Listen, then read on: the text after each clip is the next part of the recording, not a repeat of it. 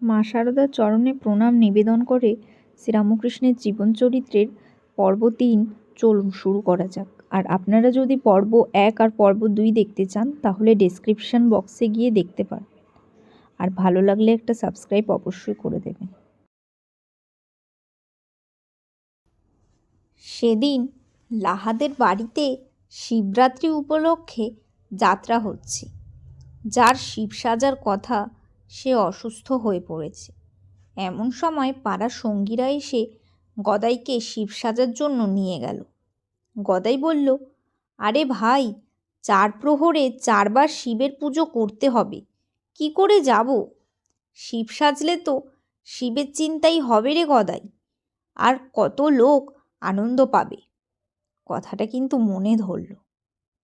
কোমরে বাকছাল, মাথায় জটা, গলায় রুদ্রাক্ষের মালা, হাতে ত্রিশূল নিয়ে গদাই যখন আসরে নামল, সবাই হা করে তার দিকে চেয়ে রইল, যেন শিব ঠাকুর নিজেই এসেছেন।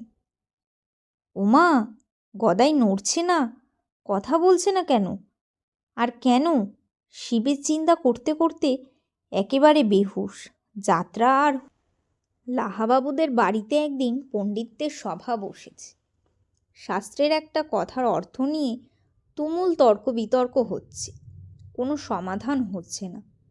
ছেলেদের সঙ্গে গদাইও এসেছে দেখতে।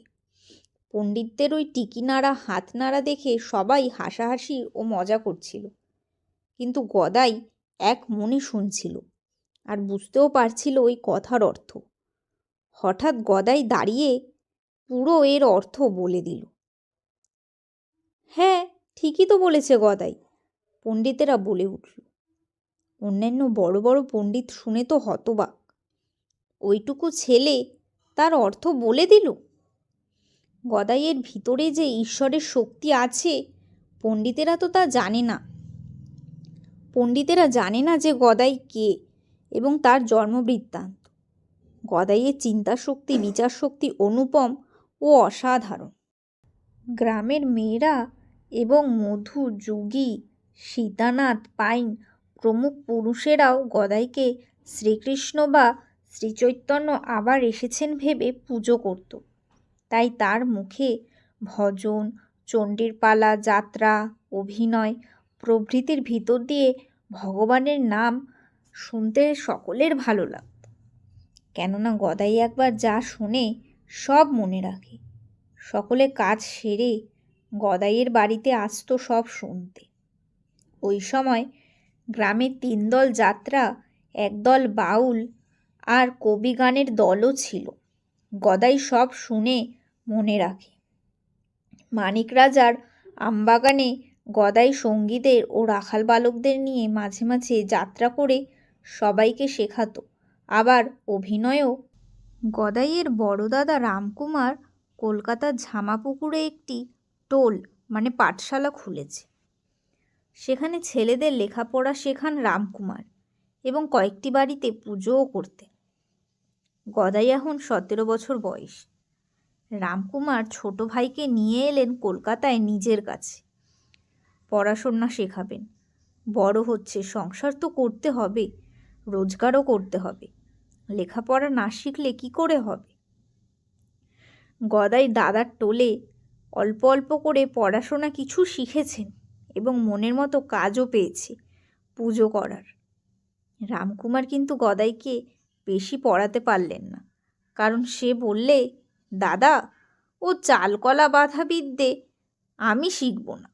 আমার জীবনের উদ্দেশ্য অন্য, ভগবানকে ভালোবাসা। বাবা বিশ্বনাথ ও মা অন্নপূর্ণাকে দর্শন করা ও পুজো দেওয়ার জন্য একদিন রানী রাসমণি নৌকো করে কাশী যাচ্ছিলেন। পথে দক্ষিণেশ্বরের কাছে মা কালী স্বপ্ন দিলেন, তুই এখানে মন্দির করে আমার নিত্য সেবার ব্যবস্থা কর, তাতেই তোর কাশী যাবার ফল হবে। মায়ের ইচ্ছায় দক্ষিণেশ্বরে মন্দির ও মূর্তি তৈরি হল। মন্দির প্রতিষ্ঠা করে মায়ের নিত্য অন্নভোগের ব্যবস্থা করতে হবে। রানী জাতিতে কৈবর্ত বলে পণ্ডিতেরা কিন্তু বিধান দিচ্ছেন না। রানী হতাশ হয়ে পড়েছে। এমন সময় পণ্ডিত রামকুমার বিধান দিলেন, কোনো ব্রাহ্মণের নামে মন্দির প্রতিষ্ঠা করলে অন্নভোগ দিতে শাস্ত্রমতে বাধা নেই। তাই হলো। রানী অকুলে কুল পেলেন। 1262 সালের 18ই জ্যৈষ্ঠ স্নানযাত্রার দিন ঘটা করে মন্দির প্রতিষ্ঠা হলো। পণ্ডিত রামকুমারই মন্দির প্রতিষ্ঠা করল। কি মনোরম স্থান দক্ষিণেশ্বর কালীবাড়ি। পশ্চিম দিকে গঙ্গা বয়ে চলেছে, কত ফল ফুলের গাছ, কত দেব মন্দির, অপূর্ব জায়গা। দেখে শ্রীরামকৃষ্ণের মন ভরে গেল। বড় দাদা রামকুমারের সঙ্গে দক্ষিণেশ্বরেই থেকে গেলেন। সঙ্গীও পেলেন সমবয়সী ভাগ্নেকে। রানী রাসমণি ও তার জামাই মথুরবাবুর দুজনেরই সুনজরে পড়ল দেবকান্তি যুবক শ্রীরামকৃষ্ণ। শ্রীরামকৃষ্ণের সুমধুর কণ্ঠে গান শুনে ও সুন্দর দেবমূর্তি গড়া দেখে তারা মুগ্ধ হলেন। দুজনের ইচ্ছানুযায়ী পণ্ডিত রামকুমারকে জানিয়ে মথুরবাবু শ্রীরামকৃষ্ণকে মা কালীকে সাজাবার ও পূজা করবার ভার দিলেন, কিন্তু মায়ের গয়নার দায়িত্ব নিলেন না। ভাগ্নের হৃদয় গয়নার দায়িত্বে ছিলেন।